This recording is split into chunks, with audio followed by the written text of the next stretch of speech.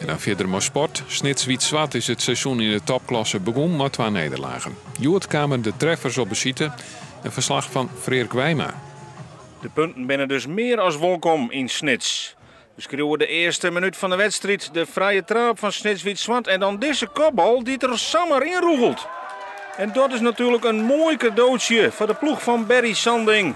Want al na 40 tellen staat de ploeg uit Snits op voorsprong. Curieus doelpunt. Het is de vrije trap van Alwin Velds. En die wordt dan in eigen goal kopt door Just Berends, de onvierder van de ploeg uit Groesbeek.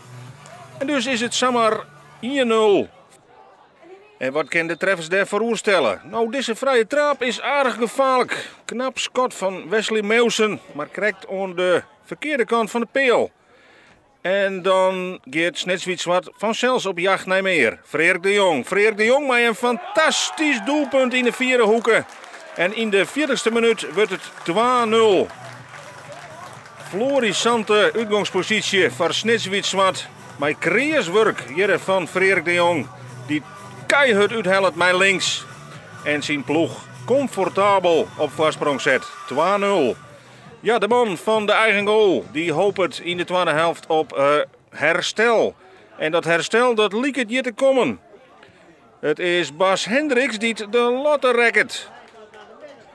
2 minuten later. Dan zorgen we dat Snits-Wit-Zwart de wedstrijd creërs in het slot smiet. Want dit is de treffer van Aga Heins Boersma. Hij stiert de plak. En de eerste punten en de eerste overwinning binnen een feit voor Snits-Wit-Zwart. 3-0 tegen de treffers. Wat zegt dat? Ja, dat zegt, ik denk dat het zegt heel veel over ons. Als we gewoon met elkaar en voor elkaar vechten, dan kunnen we iedereen verslaan.